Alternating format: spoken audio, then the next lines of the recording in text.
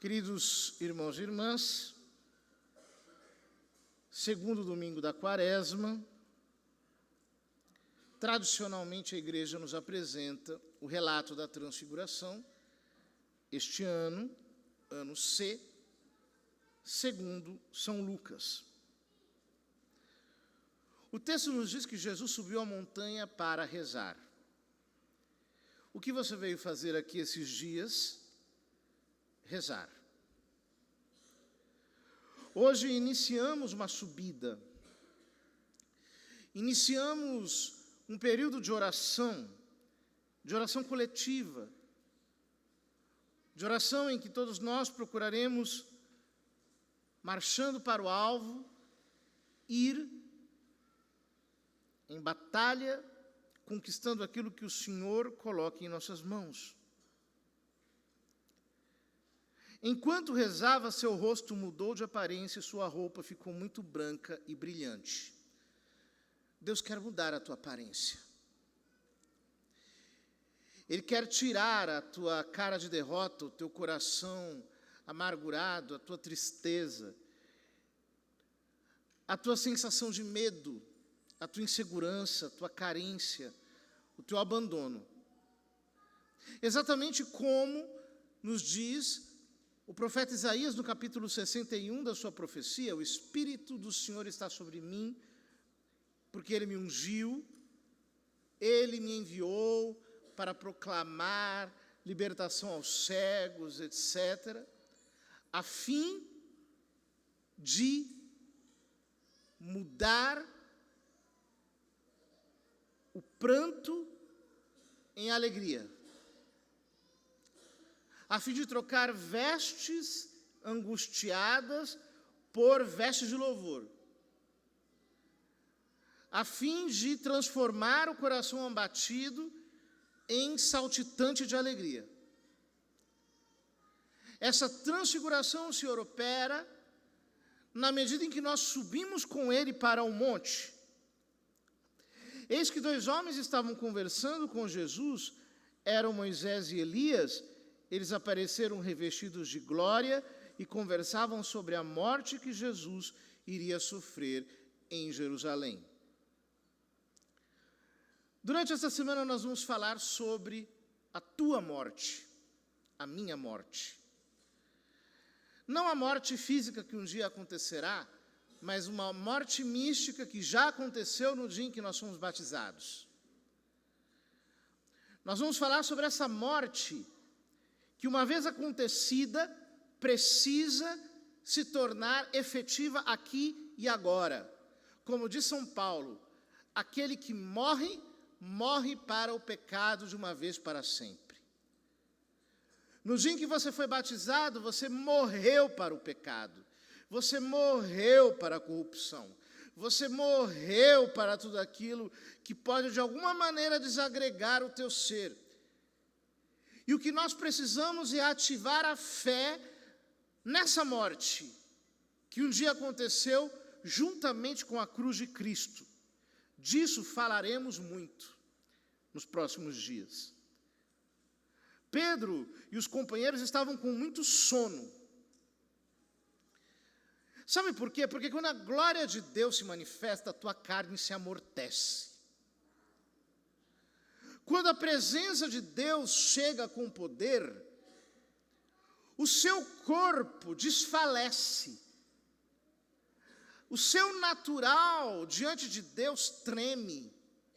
Ele é tremendo. Ele é majestoso. Ele se impõe com toda a sua exuberância. Talvez você esteja pensando que você tem que fazer muita coisa, que você tem que correr de um lado para o outro, que você tem que fazer 1001 peripécias. Nada disso. O que você tem que fazer é entrar no descanso da fé, porque Deus já começou a trabalhar e começou a fazer aquilo que só Ele sabe fazer. Chega de ativismo, chega de nervosismo, chega de um coração acelerado. Você veio aqui para receber do Senhor. Portanto, pode desfalecer tranquilo. Você está no alto do monte, você está com Jesus. Ao despertarem, viram a glória de Jesus e os 2 homens que estavam com ele. Veja, nós estamos aqui não para ver o nosso proveito pessoal, não para ter nenhuma recompensa para a nossa própria personalidade, para o nosso ego. Nós estamos aqui porque nós queremos que a glória de Deus se manifeste na nossa vida. E você vai ver a glória de Jesus aparecendo. Em cada cura, em cada intervenção divina, em cada solução, em cada caminho que o Senhor abre, em cada palavra viva que entra no seu coração, você vai, num primeiro momento, desfalecer. Mas quando você abrir os olhos, o que você vai ver é que as coisas velhas se passaram, agora tudo se fez novo, você vai ver a glória de Jesus.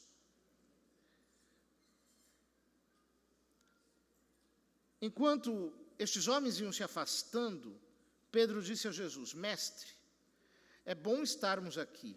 Vamos fazer 3 tendas, uma para ti, outra para Moisés e outra para Elias. Pedro não sabia o que estava dizendo. Ele estava ainda falando quando apareceu uma nuvem que os cobriu com sua sombra. Os discípulos ficaram com medo ao entrarem na nuvem.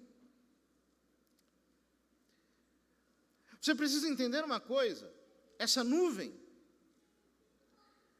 é a nuvem da glória de Deus que descia sobre o tabernáculo de Davi, que descia sobre o tabernáculo de Moisés. É a nuvem da glória de Deus que no dia em que Salomão dedicou o templo, entrou naquele lugar e os sacerdotes não puderam continuar em pé. É a nuvem da Shekinah, da manifestação visível, palpável, sensível, da glória do Senhor.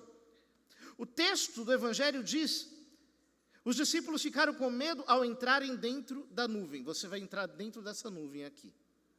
Você vai entrar dentro da nuvem da glória de Deus.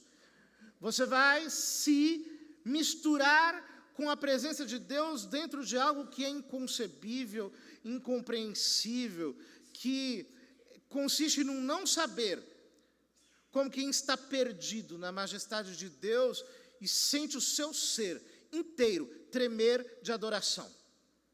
Esse é o tremor, esse é o medo que tem que estar em nós, a reverência que nós temos por Deus, pela sua glória, pela sua majestade, pela sua presença que brilha diante de nós. Da nuvem, porém, saiu uma voz que dizia: Este é o meu filho, o escolhido, escutai o que ele diz. Jesus vai falar com você esses dias. Escute bem, abra os seus ouvidos, tome nota. Talvez você vai receber uma palavra que você vai levar para a vida inteira, uma palavra que vai mudar a sua vida para sempre. Eu tenho certeza que o Senhor, pela sua palavra, vai sacudir o seu coração, que Ele vai fazer aquilo que você sequer pode imaginar, porque Ele diz: as palavras que eu vos tenho dito são espírito e vida. E o autor da carta aos Hebreus diz: a palavra de Deus é viva e eficaz. Você não precisa de muita coisa, você só precisa de uma palavra. Com uma palavra Deus criou os céus e a terra. E é por isso que o centurião disse a Jesus: Senhor, eu não sou digno de que entres em minha casa, mas dize uma palavra, e o meu servo será curado. Jesus disse, admirado: nunca vi tamanha fé em Israel. Se Deus tiver uma única palavra para você, saiba, esta palavra é suficiente para te tirar da lama e te conduzir para a glória. A palavra produz aquilo que ela significa. A palavra tem poder de transformar o teu ser. Ainda mais quando esta palavra te coloca na posição na qual Deus te quer. Que posição é essa? Tu és meu filho. O diabo quer te convencer que você está abandonado, que você está perdido, que as coisas não vão dar certo, que tudo já era. Ele quer te convencer que você é um precito, um condenado, um proscrito, alguém que está fadado à infelicidade, alguém que não pode ter a intervenção de Deus por causa das suas culpas, por causa dos seus pecados. Hoje, é a boca do Senhor que te diz: tu és meu filho. E porque tu és filho, tu és herdeiro, herdeiro de Deus e co-herdeiro de Cristo Jesus. Tudo aquilo que Jesus tem direito, você tem direito. Tudo aquilo que Jesus conquistou na cruz é teu. E você e eu precisamos deixar que a palavra nos devolva a esta posição que é a nossa. Enquanto a voz ressoava, Jesus encontrou-se sozinho. Os discípulos ficaram calados e naqueles dias não contaram a ninguém nada do que tinham visto. Eu creio que você vai ficar embasbacado no final desse percurso que estamos começando hoje. A minha expectativa é alta, porque ela não está baseada em nada, senão em Deus, que quer trabalhar e que usa a nossa fé como matéria-prima. Se você crê, você vai ver a glória de Deus. Se você, desde esse momento, coloca no seu pensamento aquilo que Deus pode fazer, não aquilo que você pode fazer, saiba, a fé é a matéria-prima com a qual Deus opera. Ele é capaz de transfigurar a tua vida. Você é filho de Deus. Você está na posição de filho, mas recoberto ainda por muita desfiguração. Assim como Jesus, ninguém o via sempre brilhando, resplandecendo, refulgente. Na transfiguração, o véu da sua humanidade se levantou e todos viram a glória. Mas a glória já estava nele. A cura já está em você. A provisão já está em você. O Espírito Santo já está em você. A transformação já está em você. A intervenção de Deus já está em você. Só que você ainda não viu. O Senhor vai levantar o véu para que pela fé você enxergue e pela fé você se aproprie. Mas o milagre já está aí e já é teu, em nome de Jesus. A única coisa que você precisa fazer é colocar a tua fé para funcionar. É trabalhar segundo a medida da fé. É, como diz São Paulo aos Filipenses, dar a Deus o serviço, a liturgia da fé. Queridos irmãos, nós somos filhos de Deus, mas nem sequer se manifestou aquilo que somos. Sabemos que quando Jesus se manifestar, diz São João, seremos semelhantes a Ele, porque o veremos tal como Ele é. Que o Senhor abra os teus olhos, para que você veja coisas grandes. Sobretudo para que você veja o Filho unigênito do Pai, que é a nossa escada de Jacó que toca o céu e a terra, pela qual os anjos de Deus descem e sobem.